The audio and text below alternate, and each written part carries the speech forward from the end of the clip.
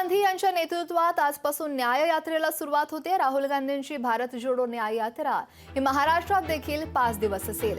तर मणिपूरमधून आज या यात्रेला सुरुवात होते। तर मणिपूर ते मुंबई दरम्यान भारत जोडो यात्रेला आज सुरुवात होते।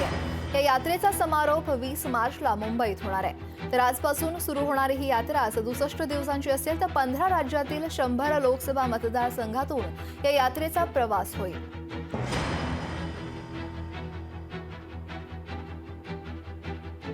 परिवर्तन यात्रा राहुल गांधींनी काढली। राहुल गांधींना प्रधानमंत्र्याचे उमेदवार जाहीर करत नाही।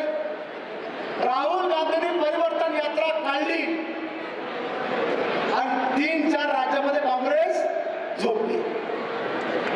परिवर्तन काय झालं तर काँग्रेस खलास झाली। आताही तेच चाललंय आणि म्हणून देशाचा मूड वेगळा आहे। लोकशाही मराठी ऐका, पहा, जागरूक रहा।